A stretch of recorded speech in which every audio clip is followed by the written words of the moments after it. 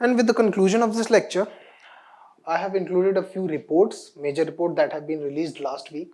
ठीक है? The first is climate change CCPI. This is called CCPI, Climate Change Performance Index. ठीक है? It was started in 2005. First time it was released in 2005. It is led by NGO German Watch and Climate Action Network. अब इन reports को कैसे याद रखें, ये important चीज़ है. ठीक है? तो बहुत सारी चीज़ें होंगी, आप कहीं से भी पढ़ते हो, उसमें बहुत सारा डिस्क्रिप्शन दिया है. बहुत इंपॉर्टेंट पॉइंट्स याद रखना है, क्योंकि इवन प्रीलिम्स में they don't ask all these things, they don't ask a lot many things about reports. The most important thing they ask is कि who releases it, what is India's rank and who topped. ठीक है? And for our knowledge purpose we can remember a few points about the report. ठीक है? That are important. Like climate change performance index में what are the parameters? 40% of greenhouse gas emission. 40% of greenhouse gas emission. Rest 20% is divided in renewable energy, energy use and climate policy. ठीक है? Climate policy, energy use and renewable energy का क्या है? India scored highest in greenhouse gas, energy use and climate policy, but it failed in renewable energy sector. ठीक है? India secured 11th rank. ठीक है? But India was in top 10. India was in top 10 despite securing 11th rank, because positions 1, 2 and 3 were not allotted to anyone. First position पे जो है Sweden है, it was 4th rank. ठीक है? Because climate change performance index has said that no country is on the rank, like no country is on the path to fulfill its Paris commitments. इसलिए they have not allotted the first, second and third rank to anyone.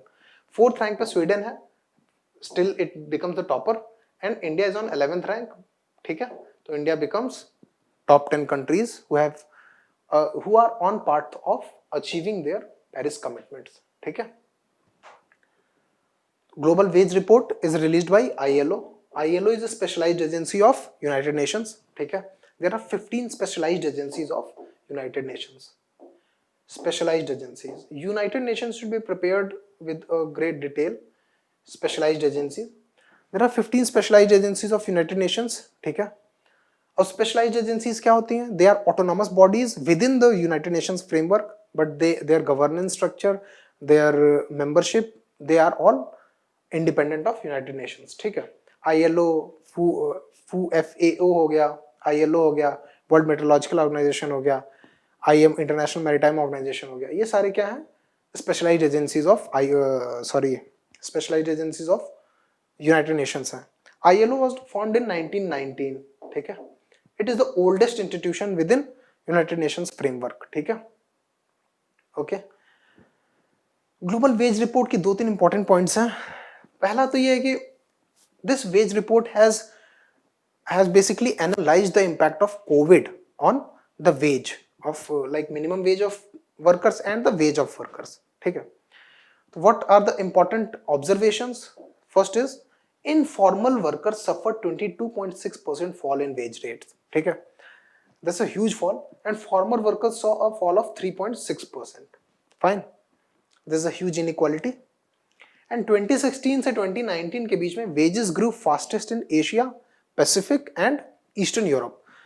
In countries में क्यों wage rate grow हो रहा है? क्योंकि these countries are on like these countries are these regions basically are catching up. ठीक है?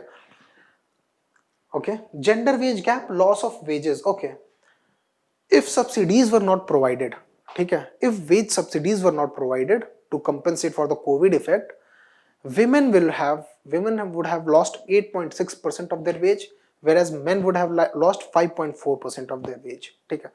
That also represents the gender disambiguity, like gender discrimination. ठीक है? क्योंकि wage subsidies have helped women retaining their 8.1% of wage and men 5.4%. मतलब अगर wage subsidies ना मिलती तो women would have lost 8.1% of their wage as compared to 5.4% of men. तो global veg report में इतना ही है. Climate change performance index I have told you.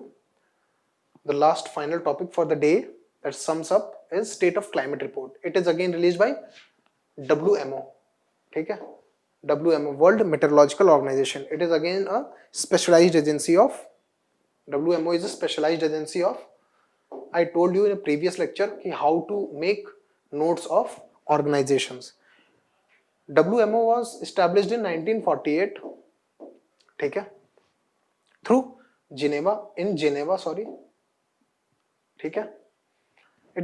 It works on meteorological aspects of, like meteorological मतलब मौसम से related या इन चीजों से रिलेटेड, ठीक है, क्लाइमेट रिलेटेड, मौसम रिलेटेड, ये सारी. It was formed in 1948 in Geneva, ठीक है, और it works on meteorological aspects, obviously meteorological, ठीक है. It is a specialized agency of United Nations, ठीक है, specialized agency of United Nations. India is a member, founding member. India is a founding member of, ठीक है, India.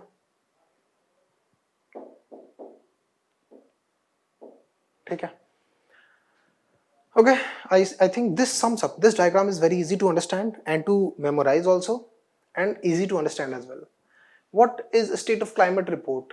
Okay, average global temperature is 1.2 degrees Celsius higher than the pre-industrial level. 1900 से पहले को हम pre-industrial level कहते हैं. 1900 से पहले को हम pre-industrial level कहते हैं. This report had said that average global temperature is 1.2 degrees higher than what was prior to 1900s. यानी हमने 100 years में अपना temperature 1.2 degree से बढ़ा लिया है. Acidification of oceans has increased and frequency of tropical cyclones has increased. Tropical cyclones क्या होता है? 27 डिग्री सेल्सियस के अराउंड अगर टेम्परेचर है सीज का, तो वहां पे ट्रॉपिकल साइक्लोन्स का फॉर्मेशन होता है. दैट मीन्स अगर टेम्परेचर इज इंक्रीजिंग, है ना, तो the energy required for evaporation that leads to cyclone formation is now lesser because already the temperature is high. अगर ये टेम्परेचर हाई हो गया तो साइक्लोन्स का फॉर्मेशन ज्यादा होने लगेगा, ठीक है. अब यहाँ पे हम डील कर रहे हैं global temperature 1.2 degree Celsius higher है, तो we should also read a bit about what Paris agreement, ठीक है. What is Paris Agreement? Most people don't understand what Paris Agreement is. I will be making a special lecture for Paris Agreement as well. But if we deal with this in a very brief, तो Paris Agreement जो है बहुत simple है. यहाँ पे दो commitments हैं. First of all keeping statements important है. Keeping the temperature well below, first commitment is well below 2 degree Celsius, ठीक है, ये इंपॉर्टेंट है. 2 degree Celsius of pre industrial levels, यानी प्री इंडस्ट्रियल लेवल्स, यानी pre 1900s level. That means if 1900s के around हमारा average global temperature 35 degree Celsius था, तो we have to try so that we can limit this temperature rise to 37 से ज्यादा नहीं होने देना है हमें. मतलब at any case we cannot allow this temperature to rise to 37 degree and we have to keep this temperature well below this, ठीक है, well below 37, ठीक है. और दूसरा कमिटमेंट है to keep the temperatures below 1.5 degree to pre industrial levels, ठीक है. हम पहला हमारा अटेम्प्ट क्या होगा कि हम 1.5 डिग्री से कम करें इस टेम्परेचर को जो आज है. दूसरा क्या होगा, जो प्री इंडस्ट्रियल लेवल्स का 2 डिग्री सेल्सियस से, हमारा मेन टारगेट क्या है, 2 डिग्री सेल्सियस राइज नहीं होने देना है. और दूसरा अटेम्प्ट क्या रहेगा, 1.5 डिग्री के नीचे ही रखें, ठीक है. तो दिस इज आवर अटेम्प्ट. क्यों? क्योंकि 1.2 डिग्री पहले ही राइज हो चुका है, ठीक है. तो हमारे पास स्पेस कितना है मनूवर करने का, 0.3 डिग्रीज का स्पेस है मनूवर करने का. हमें ये राइज नहीं होने देना है.